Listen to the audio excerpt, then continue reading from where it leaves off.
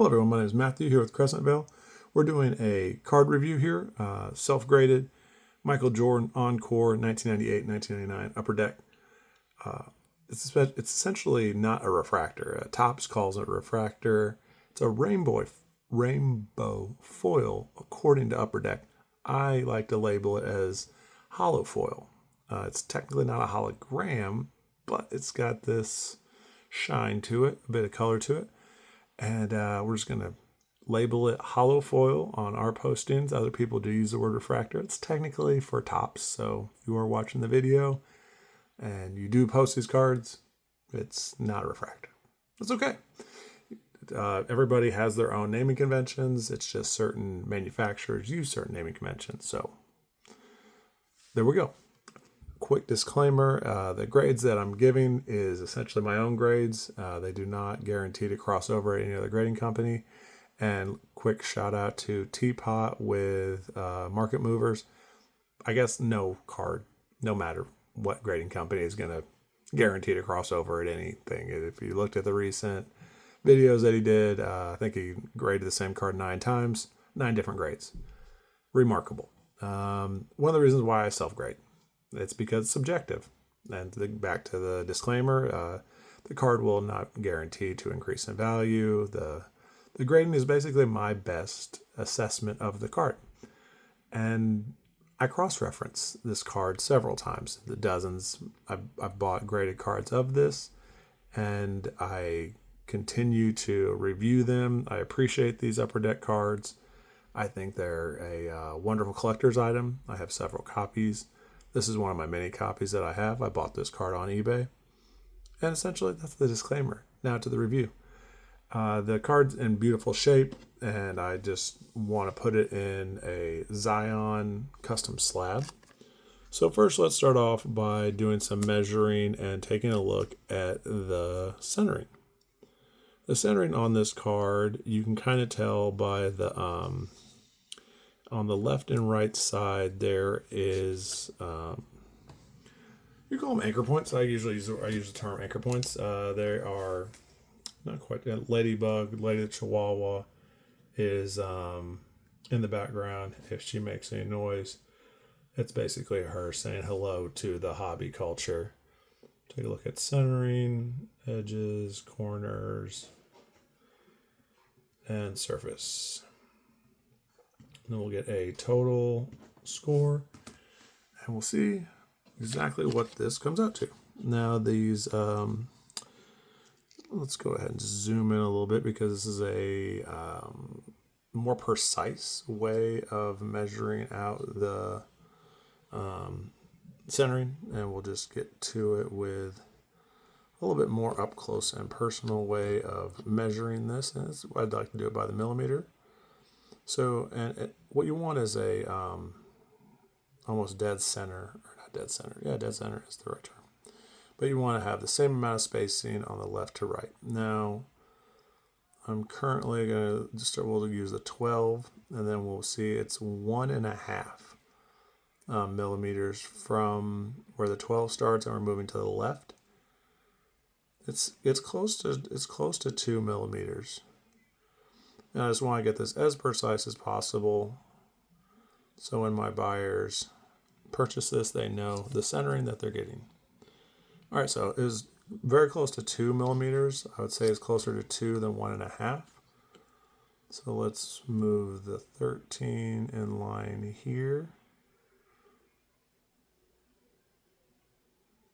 And I would say it's almost dead on. It's just a shy of 2 millimeters on each side. So that's great. The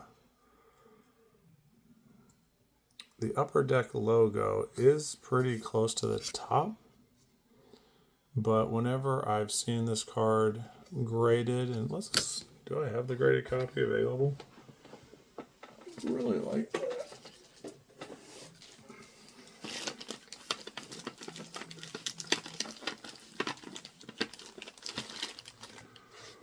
So many graded slabs, so little time.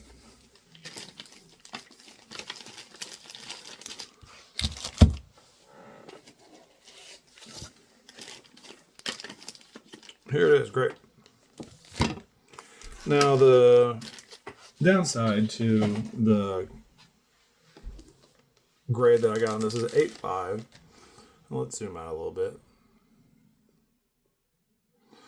We'll take a look at this Beckett 8.5, and we can start to see a little bit more on the right than the left.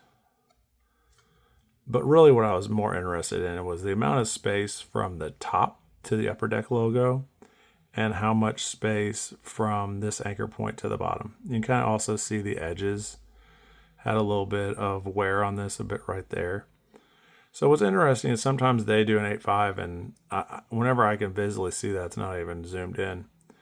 What we're basically wanting to cross-reference is the centering, and we already know the centering's probably been pretty low, marked down because of the left to right. I'm basically wondering from top to bottom. And my left to right, it feels very on point, but now the question is, how's that top to bottom? And I also like to sometimes reference the back of the card too to see if, because sometimes the back of the card is, what would be the term? So that is, you can kind of see here the amount of space the non-graded card has from the 100 to the line, and that is less, and that would be the top of the card.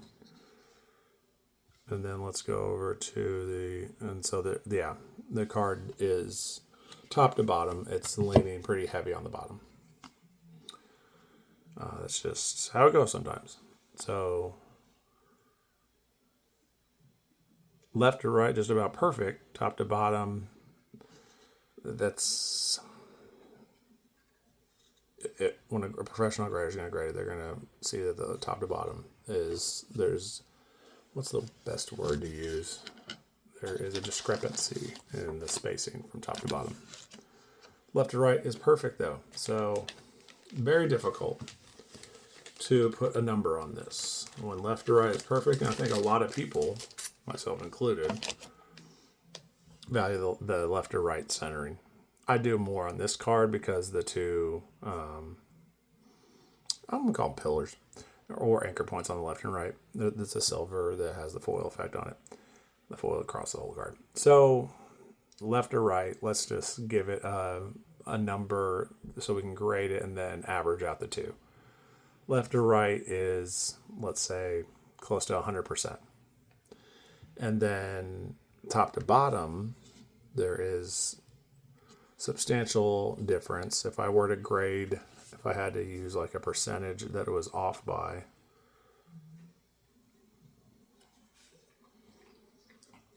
there's Ladybug again. I would say 70. The score is 70, maybe 80, in between 70 and 80 for the centering top to bottom. And then you have 100 plus 70. We'll just go ahead and do 100 plus 70. That equals 270 divided by 2. So let's see here. 70 and 100. The middle point is 80, 85. So centering, we're going to give it 8.5. To be honest, I think it's very fair. Whenever this card gets an 8.5, we saw it. And the edges were less than ideal. I think this card's probably going to land around a 9. I doubt 9.5 due to that centering. So, yeah. Centering, we ended up on an 8.5. Now, the edges, we'll take a close look at the edges. We just saw what Beckett graded the edges on another card very similar to this. But the edges are extremely sharp on this. A little bit there. You can see on that front edge surface. So, let's say in between a 9.5 right now and a 10 because it is sharp.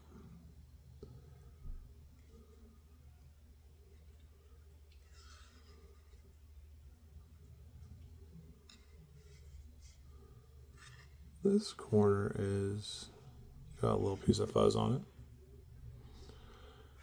But we're looking at edges right now, and then we'll come back to corners.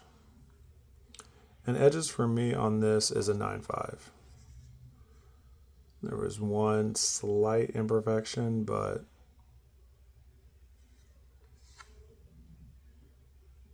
9.5 on the edges.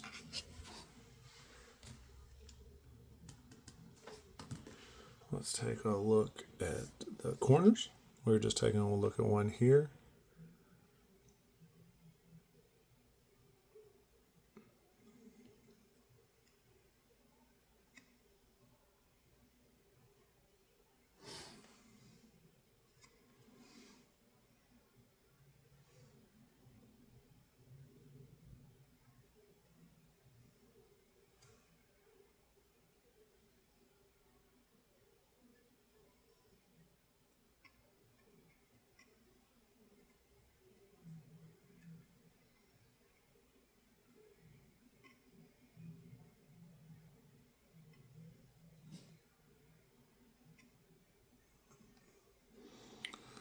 Trying to just take basically a small thread off of this card.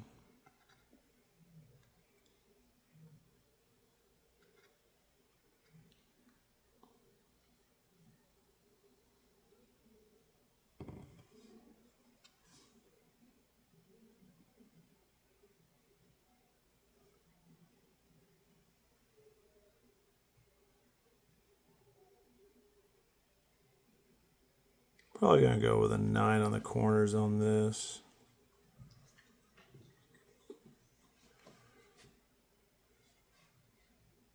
I mean, they are sharp. There's Ladybug. She's already got a WLAK today, and now she's just being needy. She has plenty of food and water. This is the pup.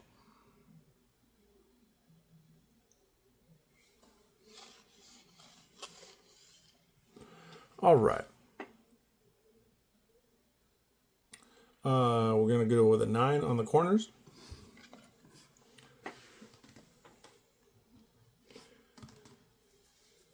So currently, and probably the surface is a 9 also, and this card to be a 9.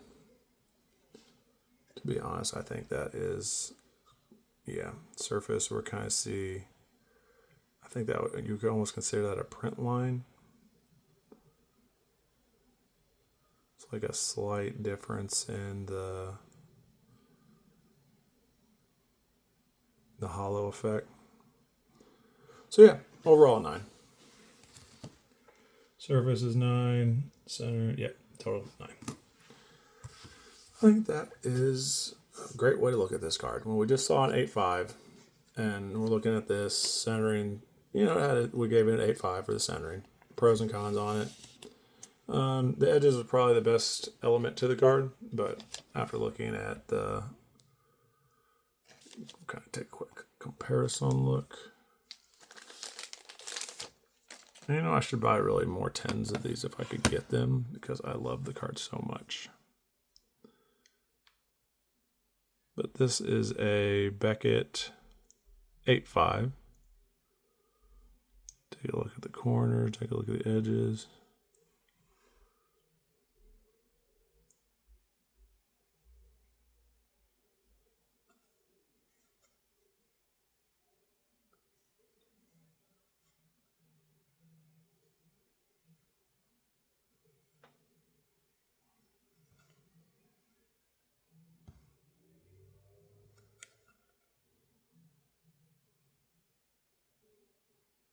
Yeah, I think we hit it right on the head. 9 for this one. Please check back. Please continue to watch. Thank you for checking out the video.